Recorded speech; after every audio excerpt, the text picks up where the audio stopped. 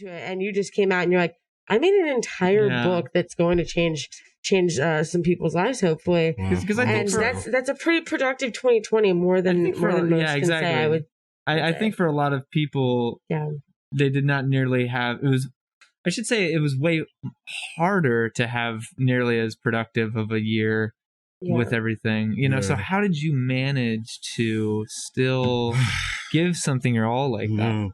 I can honestly tell you, I don't know, because this year, besides professional stuff, I had my own personal stuff going on. I had 2 surgeries this year. My dog had a surgery in June. I just found out today I got to do a 3rd surgery. So it's been a very interesting 2020. Yeah. So very interesting across the board. You know what? It may sound cliche, but I'm gonna stick to it. I stick to my faith. I sit down and I talk to my inner voice. I'm an internal person, external person. I'm an internal person, I should say. Even though I'm very live and social externally, I'm very internal as a Cancer man. So I like to be inwards and I like to look inwards because I process better that way.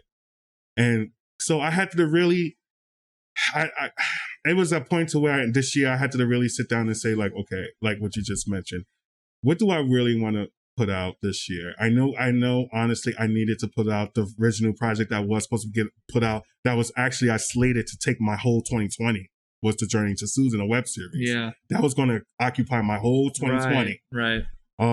But that didn't happen. So, this came about and I think it was just a natural transition for me. And I think to me, I just wanted to say like, you know what?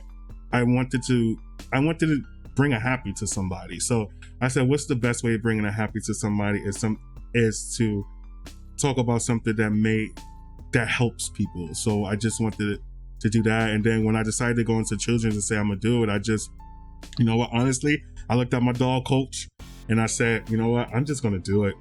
I was scared at first, I ain't gonna lie. I was just like, you know what, I'm just gonna go ahead and try to and work in this children's genre and see what, put something on children's genre and see what happens. So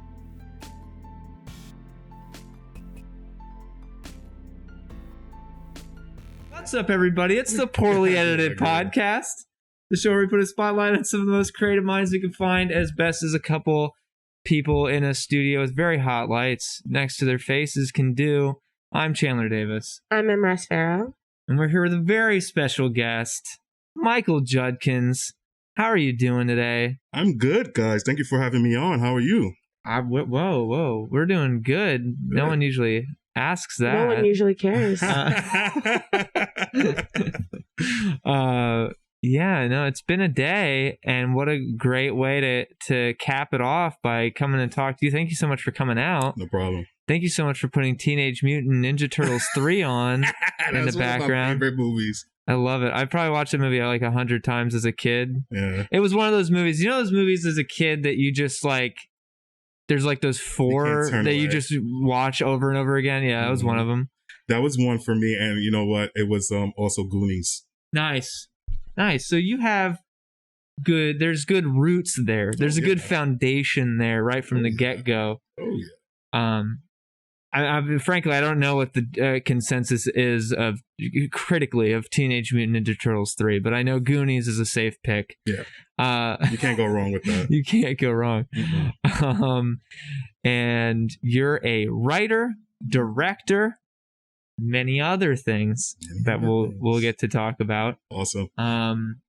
I met you through you had a little shoot. Mm-hmm. I was on that shoot to help. And I heard you talk about a lot of things that you're very passionate about. And I was like, we need to talk because that is all of the things we're also very into and passionate about. And we read your book. You have a children's book coming out. I do. Hey, Charlie, you're next. And it's really good. I'm a really big fan for a lot of reasons. I think this book, I think you have to go higher. Do I have to go higher? Yeah, it's really... here? Yeah. I don't know. So we're really pushed in on this angle. It's a really good story, I think. It's a story that I don't often see portrayed, like in children's media at all. Yeah. It's a really interesting concept, you know, it's one of those very, I don't know what the word is. I want to say intuitive, but that's not really what I mean. But it's like one of those, it's very under the surface, what this book talks about. And it's something that's very hard to pick up on. Yeah. And as a kid, especially, is like, why? I'll be honest, it really resonated with me because it's something I dealt with. What this book talks about, something I dealt with when I was a kid, and I had to figure out. And it took me a while to really get a handle on it. You know what I mean? Yeah. All throughout, like kind of understanding what that was and what was going on, because there was no blueprint. It's not something that, they teach you how to count and what your alphabet is and like, all these things and how to stay quiet, but they don't teach you how to like have self-confidence as much, which should be one of the first things. Yeah. It's a life skill. It's huge. Yeah. Exactly. Yeah, I think everyone goes through what your main character, Charlie, is experiencing in some way, in some form or aspect of their life, because no one steps into everything extremely confident. There's always at least one area of their life where they're being pushed around a little bit and they're not exactly where they want to be within themselves internally and externally. And I think Charlie is just a character that everyone can definitely relate to. But tell me more about Charlie and Hey Charlie, You're Next, and what it means to you and why you wrote it. Yeah, absolutely. Well, thank you for that positive feedback. I appreciate it. You guys sharing your thoughts on Hey Charlie, You're Next. Well, so Hey Charlie, You're Next is actually is the first book series, the first book from the series Hey Charlie. And Hey Charlie, You're Next really introduces Charlie as a character as well as his friends in the series as would be. So with any type of series, these are going to be recurring characters with added characters coming into it. So with what I wanted to do was really illustrate what Charlie was going to go through and the identified friends that would be in it. So you will see like Kate and Bill, and you'll see some of the characters in the other books as well too, going through different or similar type of situations like Charlie would and how they deal with it as a friend. But the overall goal and the synopsis of this particular project is really finding your voice and looking for your voice and how to go about finding your voice as a child and growing up. Like you mentioned, we tend to go through a lot of different things in life, and sometimes we don't have a blueprint, and sometimes we just need that positive person or that positive people around us to kind of shed a light to say like, hey, you can speak up for yourself. That is okay. Without being not violent in a way. And that's one of the things I want to come across in Hey Charlie. So the series definitely will talk more about having hope, building self-confidence, self-esteem, and finding a voice. So I really wanted to stick with that as the main synopsis for all the series. And it's funny because the story actually started since I was in the 7th grade, believe it or not. So when I was in 7th grade, I'm originally from the Bronx, New York. So I've been out in Pennsylvania probably for about 7 years now as a resident, but I used to come out here all the time as a kid. We used to always go to Lancaster, and I had family out here. So I'm familiar with Pennsylvania. But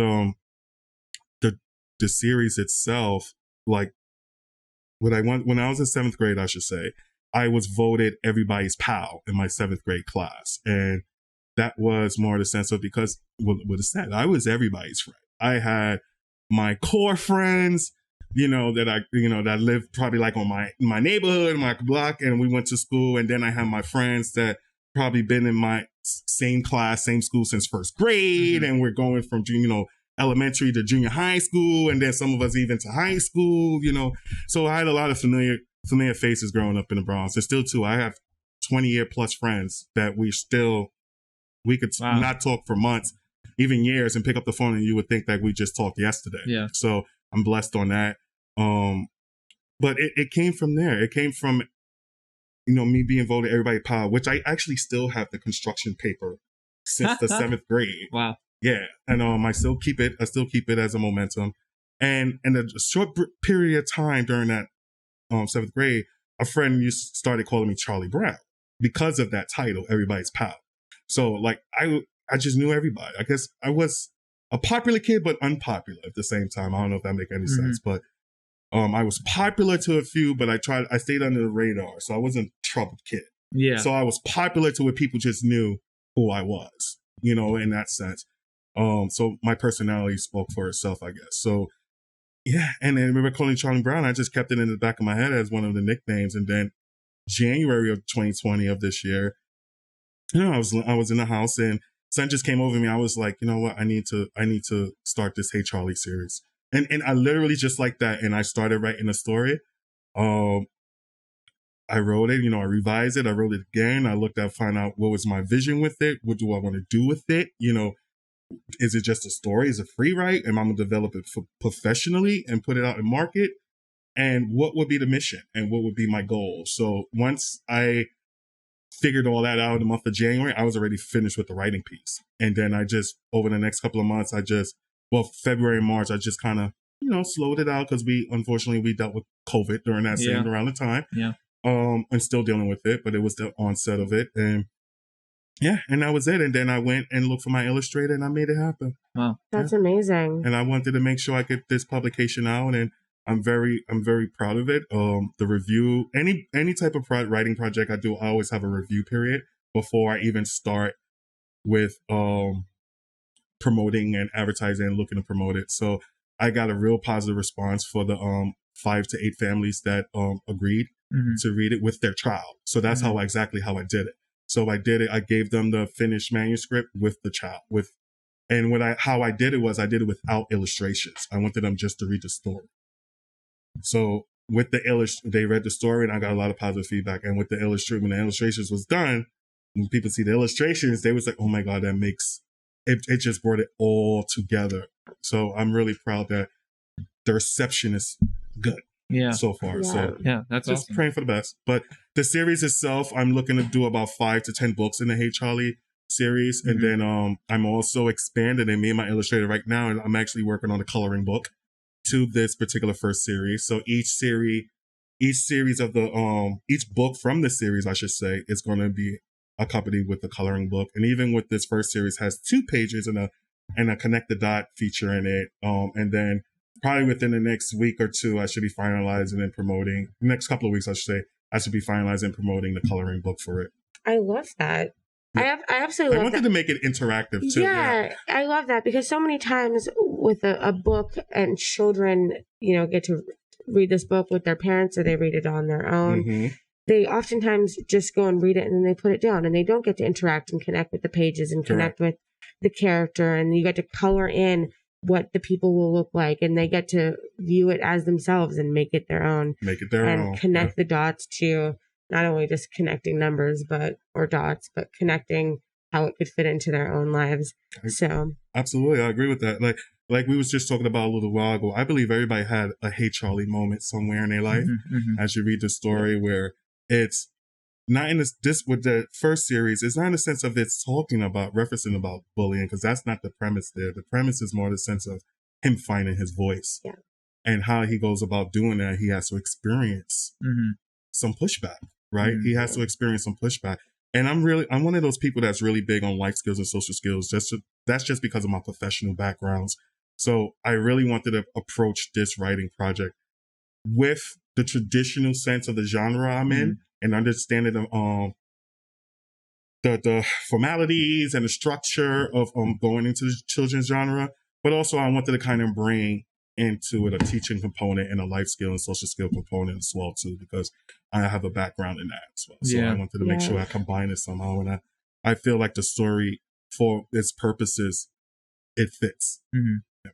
So that background is rooted in a lot of psychology and things of that nature. Yes. Which that's what you went to school for, is in that field. And that I could tell, because it is such a, like I said, such a under the surface kind of thing, that skill, that struggle, it was kind of not surprising, knowing your background, that you were able to tackle that in a way that was understandable and in a way that I think children will be able to understand, which is a whole nother part of the skill, is to how do you contextualize it to a child so they can actually gain something, you know, from it.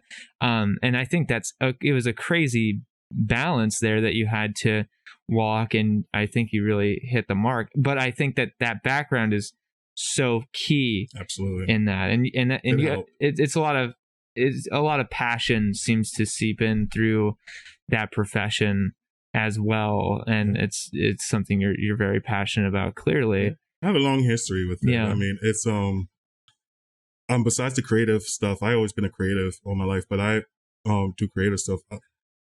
I've been in the mental health field for about 22 years now. So I'm a master's level therapist, and I'm a licensed behavioral specialist in the state of Pennsylvania. So I work with children, adolescents, and adults on the spectrum, or autism spectrum disorders, as well as mental illness as well, and other IDD diagnoses. So I currently, right now, I'm the lead behavioral specialist, and I'm a clinical coordinator. So I worked in positions from direct care to case management to forensic mental health to court teams, Brooklyn Criminal Court team, to ACT teams, to working as a outpatient therapist, working as a therapist.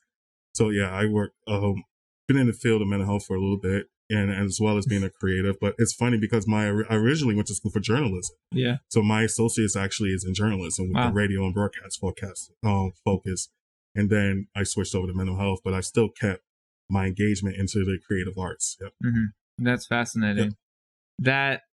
That dedication to that field, do you, in working in that field for so long, are there any like truths that you've learned in your experience of the importance of a focus on mental health? Do you think that, and I guess another part of it is that, do you think that there's enough of a focus, enough of a care put on mental health and mental health awareness in this country? So that you can look at that question in a lot of different ways. So if you can look at that question on a systematic level, meaning like, we're talking about funding and all these other governmental type programs, and if the county or the state has resources to fulfill the needs of the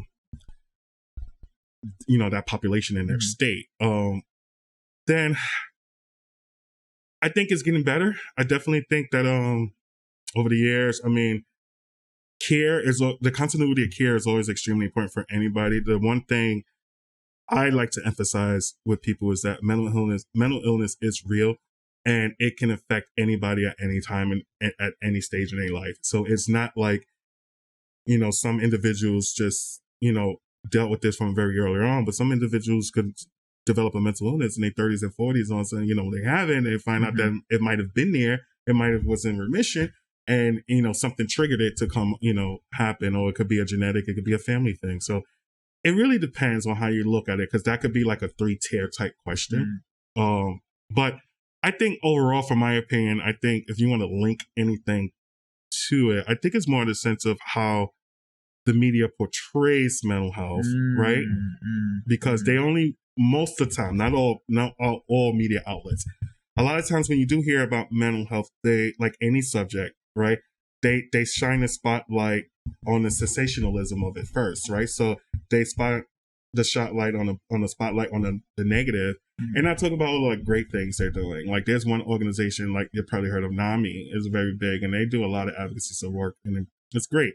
So I just think that if the shift was to me, it seems like the shift is starting to focus a little bit, where people are becoming a little bit more, I would say almost accepting, but at least comfortable enough to actually start the conversation. Because that's where it starts from. It's the conversation. Yeah. So it's actually starting the conversation. Yeah. And a lot of times it takes a while for people to actually start the conversation. Yeah. So once the conversation is started, then I think people understanding and comfortability, start to change with this. But hopefully that answered what you was looking for, but I think it's like almost there. It definitely did. I agree with you too. That's like a 3-tier type question, because you can look at it for different aspects. Yeah, exactly. I do think it is getting better. I think that conversation is just now thankfully becoming less and less taboo, to have. Never should have been in the first place, but you know, it's good that these conversations are at least happening now. Better late than never. And it's so important that we not only have these conversations, but work towards understanding and breaking down and dismantling the inherent biases that we have inside of us and the prejudices that we have towards ourselves and towards other people with mental illness or the possibility of having mental illness. And I think that's on responsibility. And as a society, we have a responsibility as a whole, as a community. The media has a responsibility. And I think that goes into, I was just thinking about how it ties into your book. There's a part of your book, and I don't want to give anything away, but there's a part of your book where a kind of mentor, Charlie, comes up to him and holds other people accountable for their actions, but also holds him accountable for his actions. That's and right. says, you need to step up and you need to put yourself first, and you need to realize what you deserve and what your mind deserves and what your future deserves of you. And that's starting that conversation within himself. And this mentor, Charlie, did that in a very respectful way. Yes. And I think that definitely reflects what we need from ourselves, is that we need to hold ourselves accountable, have these conversations with ourselves and with one another. It's a very deliberate decision how that character interacts with Charlie.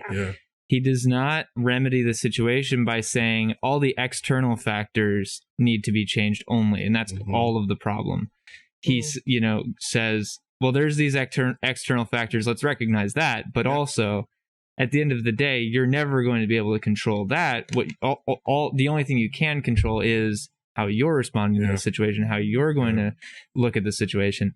And that was like, that also, because like reading this story, it could have easily just been a very one note, like bullying's bad, like thing, but it's not at all. And it goes so much further there and pushes into something that's, I think, very uncharted. And that idea of like, it is the self, as well as obviously you read it and you go, well, everyone should be nicer to each other, hopefully, but that's not how it always goes. And how are you going to handle that?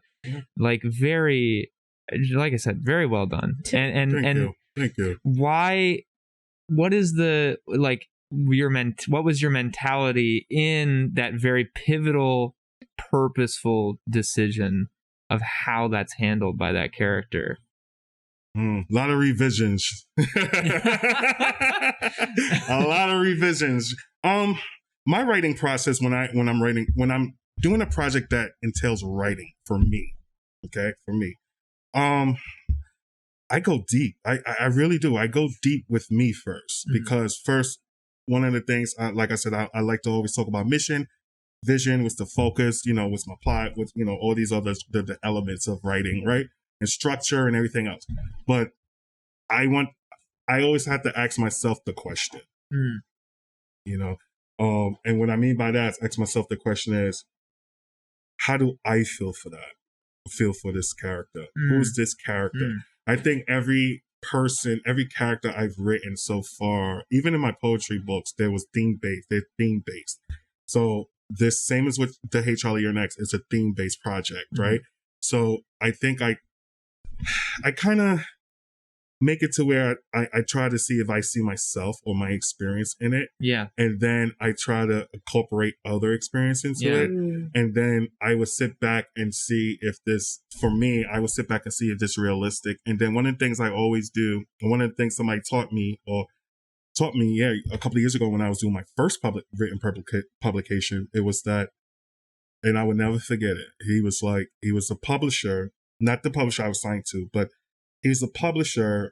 I submitted one of my poetries to, and they sent me back some feedback, but he actually took the time to actually call me, which was very weird. Wow. And we actually had a phone conversation, and we're still kind of connected now. And he just mentioned to me in one of my pieces I sent him for the anthology, he asked me, he said, I wonder, basically the conversation went, because it was some distasteful stuff, because we was cursing up a storm. It was a positive conversation, but when you meet somebody, sometimes like you get so comfortable to where the language, everything, you feel like you just know the person for years, and then your language just goes like, out the window, right? So you're just talking real you're having a real conversation, I should say, right? A real conversation. It's not watered down, right?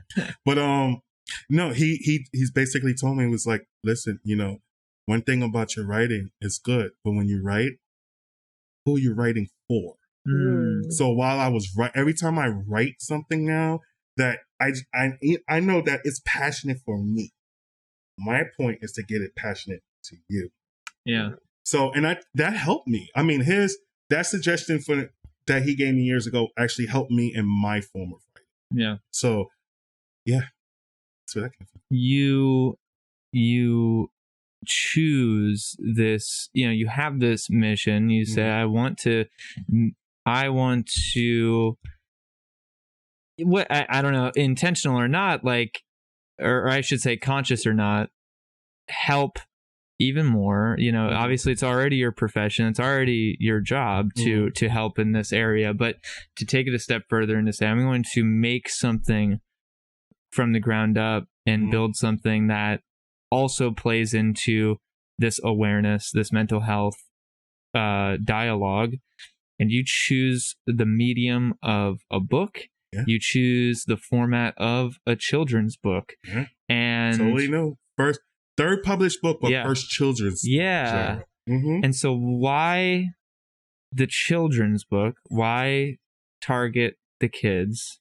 And then what was that like, having to transition your writing and your style and how you adapted it to be palatable and understandable for a younger audience? I will start. And please, if I forget part of your question, please jump in and say like Absolutely. that part. So, but like I said, when I mentioned to you guys, the idea of the story came from 7th grade. Then it was in remission for a very long time. Then it trickled back in January 2020. But the thought always been there. So before January 2020, of me actually sitting down and taking what's here and putting it on paper, I'm a big researcher. So I spent about like 8 months looking at different children's books, looking at different sub-genres of children's books, and reading more different children's books, picking up my old children's books I used to like and reread them, looking at structure, looking at wording, looking at verb usage, just looking at different types of elements in the writing styles of these authors.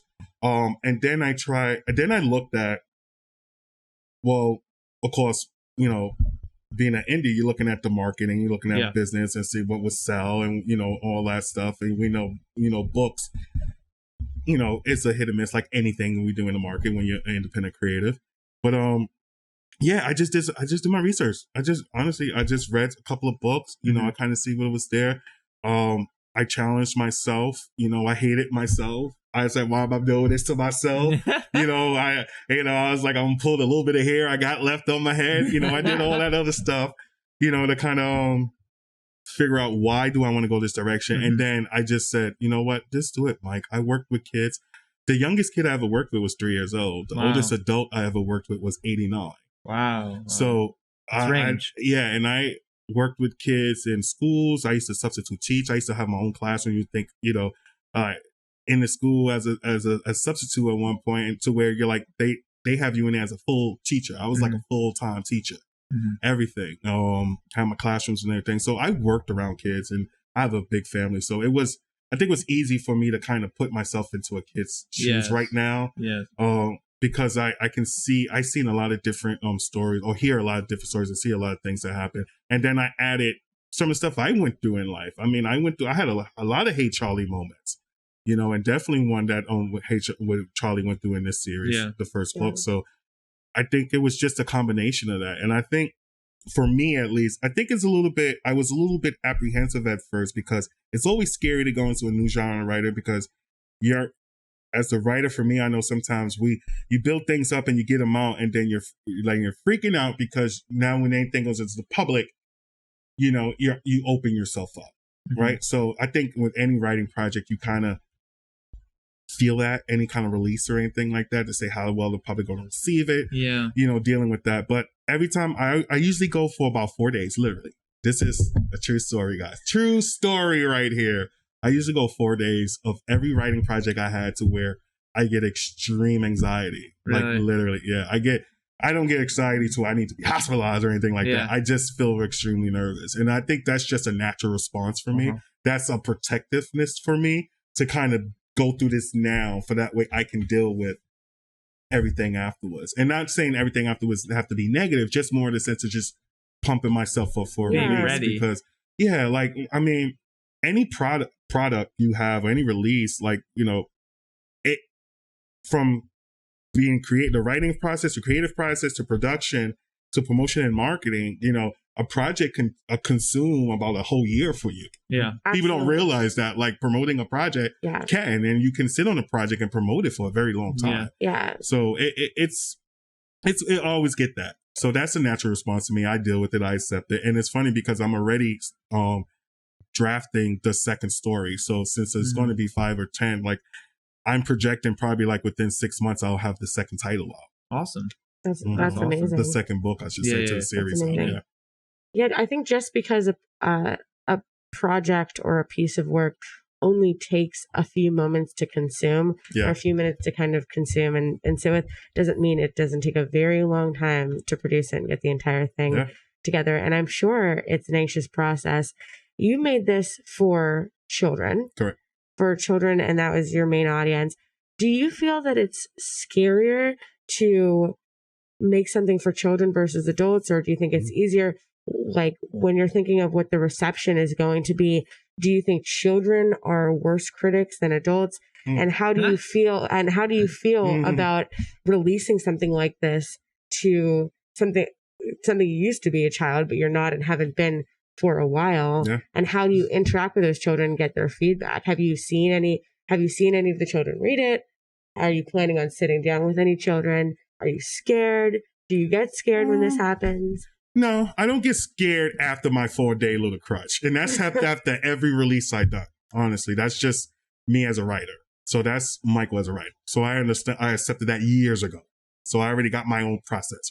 Right? As a creative, we all kind of have our own devices, right? To kind of get through. No, you know, I'm not scared. I'm very open. I'm very cool, calm, and collective. I'm very receptive. I know how to use my tone appropriately when I need to. I know how to change the tone. I know how to connect with people. So I will make that experience as warm and friendly, you know, my perception of it.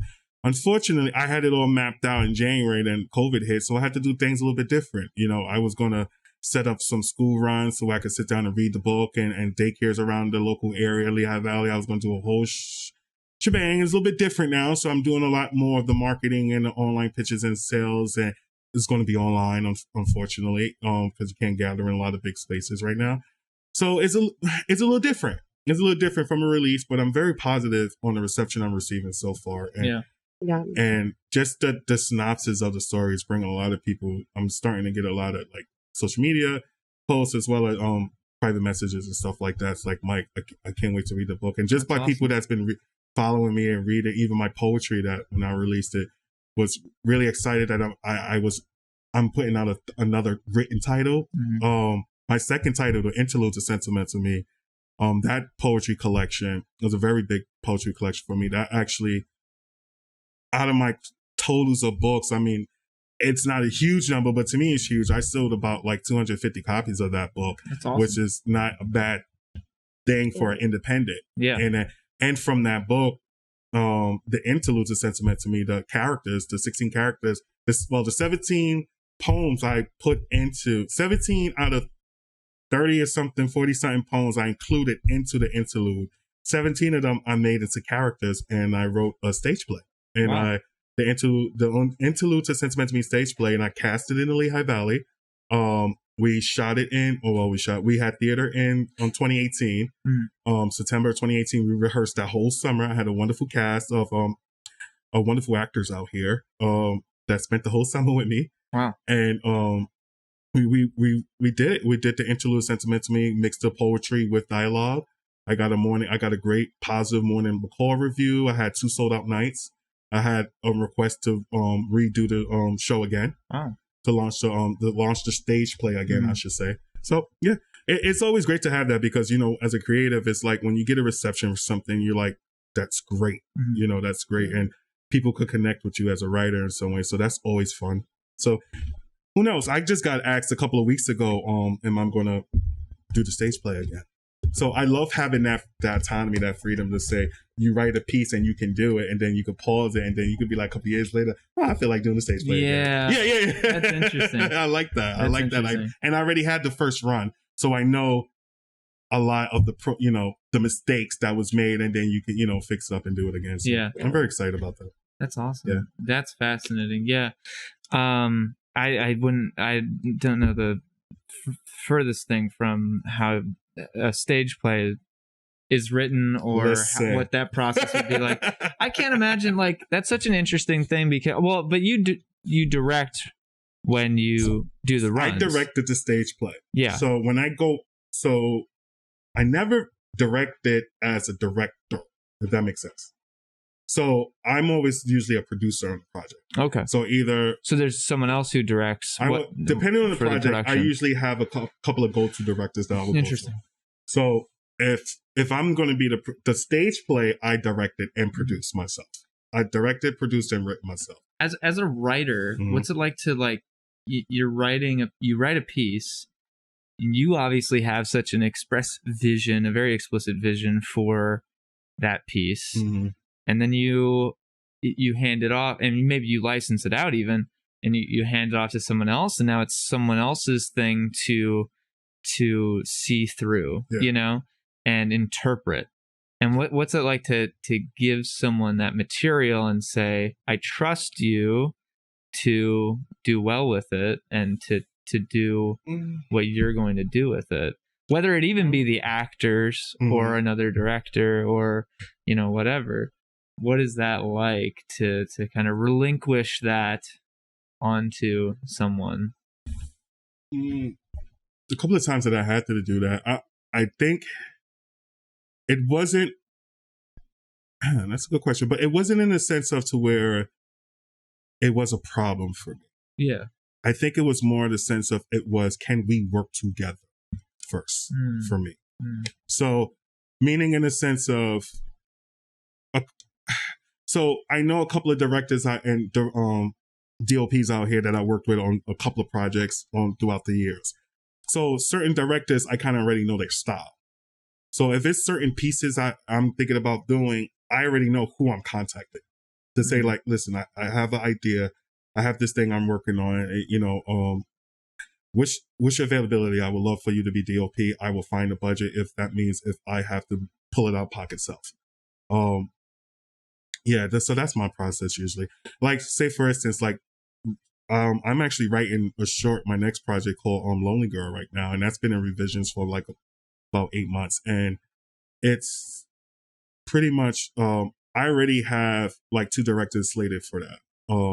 But this is a different type of story, so I try to go with a director to where I know that maybe it will fit their style, whether it's a little more contemporary. Like sometimes you work with certain people and they have a certain way of you can see their vision, certain projects will fit that individual. But I know if I want something more maybe youthful and modern and something, this particular director will give me that. So that's how I would do it. Like I would do like any project.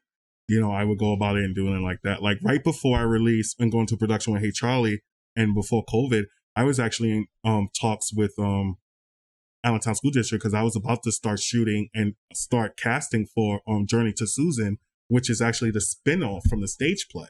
Oh. And that's a web series. I already have 4 episodes ready to go, locked down, printed, final approved, everything. And then COVID hit. And like literally January, February, I had to stop. Like I was slated to start production for that in June. Wow. Yeah, because I needed a school setting because it was based in a school setting. And it was the character Susan in the play taking it back to when she was younger up into the build-up. So it was that web series. So I'm still sitting on that project. I'm just waiting for it to go with schools. But Lonely Girl is the next one I go. And I have 2 directors I kind of have in mind. And when I looking for above the line talent, I'm always looking for either people I worked with prior to before. I love working with new people, so I don't mind bringing somebody on if I know, like, you know what, I want to see how that goes because everybody's vision is different. So but I know certain people that I if I have a certain project, I'll be like, I know who to call. Like I say, hey, what are you doing? You know, you got a schedule. You feel like fitting me in somewhere, you know, or what, something like that. But I'm very open and flexible working with new creators around. So I'm hoping that well, I know like Lonely Girl will about to happen very soon. So, and this will be an indie short. So I'm just happy. Like even for that project, I wrote that story. Okay, so let me piggyback a little bit. So the Journey to Susan and Interlude is actually titles of poems that turned into characters based on the poem that started the characters of all the characters in the interlude. So when I say Journey to Susan, that is the title of that particular project, but it's also what Journey to Susan is actually one of the poems I wrote in the collection of the interlude that from that poem created Susan's character. Same as like with Mercury, the main character in the play actually was based out of one of the poems and brought to life in the play. So all 16 characters of that was actually a poem I written. If you've seen the play, like they would talk about the story and then talk and go into poem of those characters I wrote. And a lot of those characters was built around the poetry that was submitted. Yeah. So it's kind of like, I like to intertwine stuff if you haven't noticed that. So even with my film projects, I've been on probably about, I'd say a little over 10, 11 shorts I worked on. I range from production assistants to production manager. I'm usually getting booked a lot for production manager in indies, to grip. You know, I know I was one of the people in the Valley that we went to do the Hallmark shoot in oh, really? You November. were on that shoot. Nice. I was in that shoot. Yeah, I was the grip there. That's awesome. I was there for 2 days. I couldn't stay the whole week though because I had other obligations. But I stayed for 2 days. It was cool. We did the Hallmark shoot. So I done script supervising before. Wrote a couple of scripts. So yeah, it's pretty good film. I won. We one of the two of our shorts I was involved in, Flip of a Coin, won Best Indie for the Pocono Mountain Film Festival, and I think another that was a Trisha Thomas production, Lehigh Valley Film Crew production, and then for Steve Roski's The In Your Arms music short, I executive produced that. We won for a Pocono Mountain for Best Music Short. That's awesome. It's cool. That's awesome. Very storied history. Yeah, and a few LVA music nods, and I'm still waiting LVA. So you clearly are a person that likes to keep busy and have creative projects going on all over the place, whether it be writing or hosting a radio show or being a producer or director. How do you manage your projects and find the time to do all of those things and give the detail and the attention each one requires, especially when you're the project lead for most of them? If it's a project under me, meaning an Oct 14 entertainment project, pre-production to me is very important. So pre-production can take a month if you're trying to get the project out, or pre-production can take 6 months.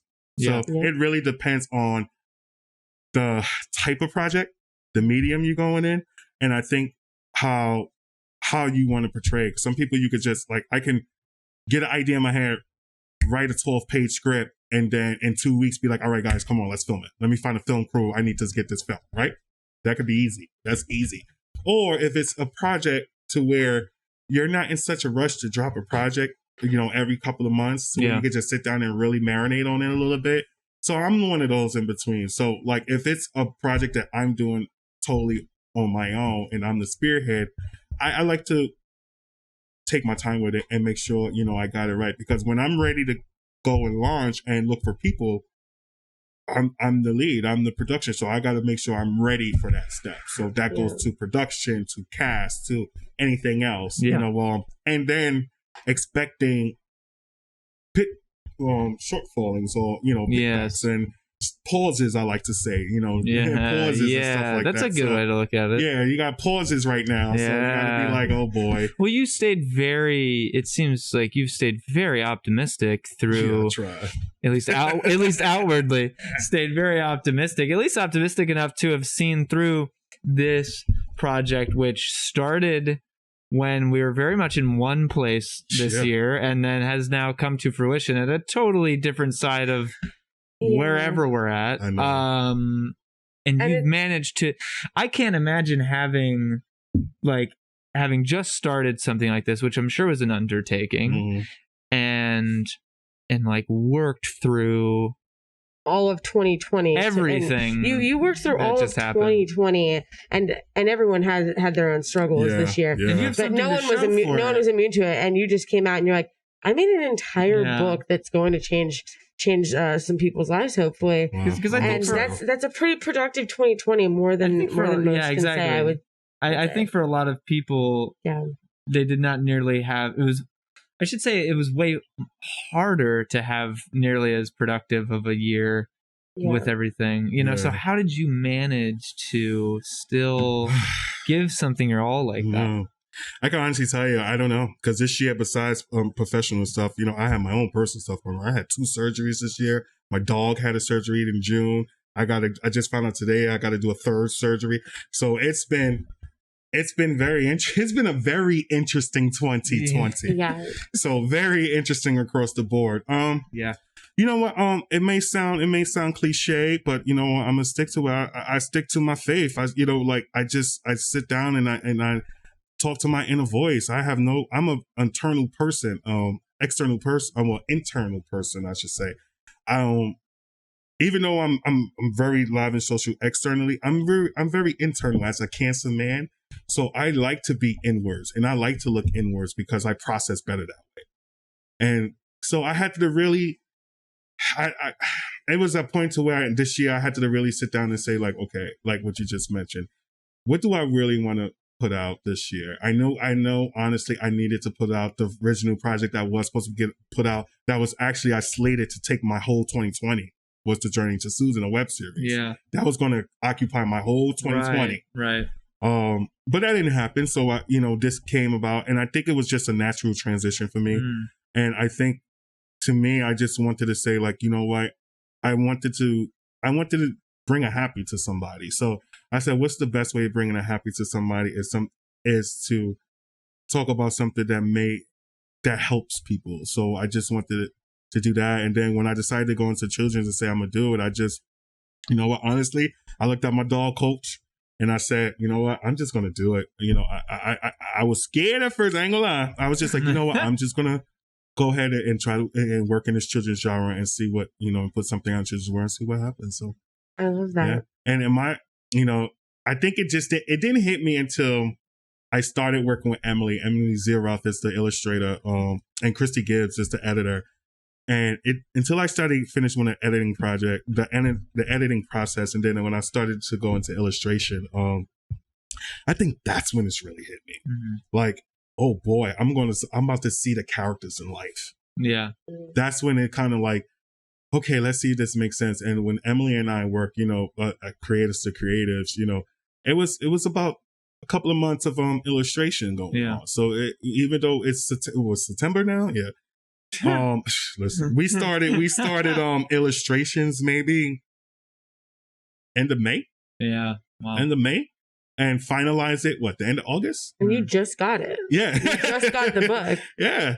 Like it was like that, and it was 2 months of us going back and forth. It was too much of being moody and me, be like, oh my God, because you're so stressed out. But then as a writer, when I do any projects, I'm a visual person, so I like to have it across my storyboard will be like the whole wall, and then I'll have all the papers across all the wall to kind of look at the storyboard of the story for it to kind of make sense in my head. And I actually still have the storyboard on my kitchen wall and lined up picture by picture, frame by frame with the text. Wow. And I already got the books out in the manuscript, so it's like I kind of like to see it. And then when the pictures started coming, and then it's fine. Then when the black and whites came, we was like, okay, wow, there's Charlie. Wow, okay. And then it was just like, oh, well, let's pick the coloring. And Emily was so fantastic with this. We tolerated each other. We laughed. We cried. We got mad. It was like, it's just that whole creative process, right? Yeah. And then when she read the story, she said the same thing. She said she's been an illustrator and a children's editor for over 20 years experience. So this is her business. So I really, when I got into it, I said, you know what?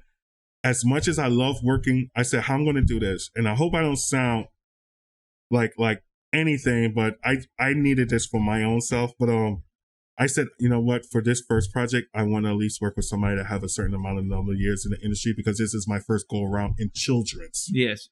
So I want to be able to somebody to say like, hey, that sentence don't go with that. So I would change it this way. So I'm very, and know that genre. So that's the way I went with it, you know, just to kind of get my feet wet and make sure that, you know, the professionals I was working with this project had that background in it. But that way, because I looked at it as like, I'm the freshman. I'm the new one in this genre. And I humbled myself. I really did. I humbled myself and just said, absolutely, you know, let's work together. How's this go? How this connect? And both of the ladies I worked with, from Christy's, from my editor, to Emily, to my illustrator, they was both wonderful. They was very honest with me. They enjoyed the story, and that's the first thing you want to do, especially going into the editing process, illustration.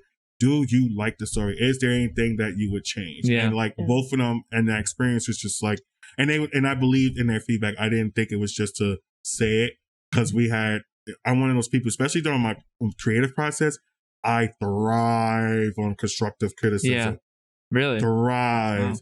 Wow. So I love it, especially during my review periods, because I just want to hear it. And remember, you gotta feed your audience what they want, right? Know? So I like that constructive criticism. So and it kind of worked well, and we had a good working relation. Actually, my illustrator, I love it, because like we're working on the Hey Charlie, Your Next coloring book right now, but my illustrator Emily, she actually signed on with me to do the next 3 series. So she'll be my illustrator, you know, willingly for the next series. So I'm very happy to do this project with her. That's awesome. That's a beautiful thing when your vision finally comes to life like that, and you can definitely tell with all of the colors and everything in it and all of the detail. It's very intentional. It's very beautiful. It's very lively. And I really do love all the colors for the book. And I think it's really great. And I know what a stressful thing it is to give up that kind of trust to someone and say, hey, this is my baby. This is what I worked on so hard. And to find someone like that, how did you go through the process of finding the right person that knew that was going to take your book, take your vision, take your words, and see your characters as you had seen them? Because even though you started writing in January, this has been in your mind since the 7th grade, like you said. So you had a very specific view in your head. How did you know when you found the person that was going to see your characters for who they were? Yeah, that's a good question. So what I did was, like I said, besides the experience, I like working with freelancers. So, and like I said, I like working with indies. So I just started the process, started looking for illustrators, you know, put it out there. And I probably got, I think 35 people interested. And I was communicating with about, out of that 35, I got it down to 12. I remember that number 12. And then out of that 12, you know, just going back and forth with messages and talking, and then understanding that, you know, this people are bidding, right? They want your work, right? So they're bidding, and we're talking. I'm looking at experience, and then I was, from that 12, I went down to 5. Literally, this is how it was. And then from that 5, I went down to like literally 3 or 2, and then Emily was one of them. And then it was so funny, because her background and all her samples and everything she worked on was awesome. But what I noticed with her, when we was going back and forth, what I noticed with her, what stuck out with me is that I adored her quirkiness. Yeah. So once I seen that, and she opened up during the process with me with that, I was like, that's the one. Yeah. And actually that worked out. Like literally, I was like, wow. Like, and we just started connecting, and we started talking. And when we started working, and even when we started sharing just a little bit, I noticed that, okay, because now we're starting to talk about, like, you know, certain things in life. It was like, okay, so now we're building a bond. Yeah. So we're building that rapport. So even though we're going through the process, and, you know, it's work, it's business, but we're building that rapport, you know, and I think that she was able to understand the character. She was able to understand the background.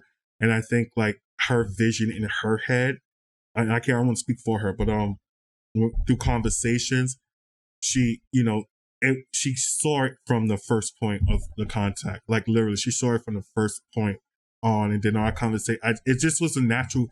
It happened in a way to where I know that this was supposed to be out. Yeah, yeah. Honestly, I can honestly say, regardless of whatever it does, I don't know, but the process of this, yeah, for some reason it tells me like I've been on my projects, other people's projects. For some reason it tells me like I was like, wow, this was supposed to be released. Like I was supposed to release this because it went pretty smooth as a transition for me. Yeah. That's awesome. That is a great feeling when you feel like you just click. And that's definitely something to latch on to, you know, as soon as you get that feeling that it's really just falling into place, you know? Yeah. And it doesn't help that I did project production manager and project management, so I made sure that we was on time. Yeah. I think we was like 5.5 days behind my schedule, and every day I was just like, nope, this needs to be this. But we was like time for So when she was just like, wow, Mike, you would be a good manager. I said, I am a manager. You're managing your entire project, and you're seeing it all the way through, and it's here now. I mean, the book is physically here now. You're going to be releasing it very soon. Monday. September 21st. Oh, wow. And I can't imagine. Will be out. This will be out by the time this episode releases. This book will be out. How will people be able to read it? Yeah, where do you get it? You'll be able to get it on the Amazon platform. It's available on ebooks and paperback. Usually what I do with all my publications, I usually do a lot of different distributions, but this one I really wanted to start slow, so I took it back and I said, you know what, I want just 1 or 2 different platforms I'm working on. I'm going through the process now with Barnes and Noble, so hopefully I'll be on their website very shortly. So I just want to stick it to a couple of retailers, and then I'm going to be having direct sales. So I'll be having probably like in October, every collection I usually get people to just call me and I do deliveries to them. Nice. Then especially right now, you know, so it's like you know, you gotta make a way, right, to get to run the projects. But it'll be available on paperback and ebook on Monday at the Amazon platform. The links will be available in my social media, OC14 Entertainment, as well as a Facebook page will go up for Hey Charlie, You're Next. Those will be my platforms. And my website, I had to relaunch it, so it'll be back up and running by Saturday. So nice. Everything is pretty much done. So, and that will be at OC14. OC14entertainment.com. Yeah. Awesome. I love that. We'll have links to that all in the description so that you can go get a copy of this lovely book. Yeah. It's such a lovely book, and I think you could. Thank you. And there's a lot of depth to it. And not all children's books there really is. And it's a very relatable book where, you know, life isn't black and white and there's a lot of gray area. And that's exactly what this book represents, I think. I think everyone's going to get a lot out of it. But if you could leave people with one thing you hope they get from it, what do you think that is? I hope that it brings whoever buys it, whether you're buying it for a gift or you're buying it for your child, or you're buying it for yourself, right? I had some adults already tell me, like, I'm already buying it for myself, Mike, because I know you're writing. But I hope you're able to teach with it. That's one of the things I want people to leave with it, is that it's a good conversation starter to have a hard conversation to build confidence up. But it's also an inspiration for anybody that reads it, because it shows you that there is a power within you. And I think sometimes we just need to remind ourselves that, and to remind ourselves that we can do that. We can utilize or use that power in a positive way without being violent. So I really wanted to focus on that. So I really wanted to get across the way it could be a teachable moment for individuals, children included. But it can also be that moment you can share with your child or your children or your nephew or your cousin or whoever, and say, like, has this ever happened to you? So it's a good conversation starter. Yeah. So that's what my goal is, to really make it a conversation starter. Wow. Just to kind of sit down and when you read it, and then it opens it up, because I think a child might say, you know, I felt like that before. And the parent might just look at them and be like, you want to talk about it? And there you go. You start your conversation. Yeah. So I'm hoping that comes out to people, to the audience, That would be a audience, magnificent repercussion. Yeah, for sure. That would be an amazing that's the goal. byproduct. Yeah, absolutely. And I think that I think that that's going to happen when people read this book and when kids read and hear this book.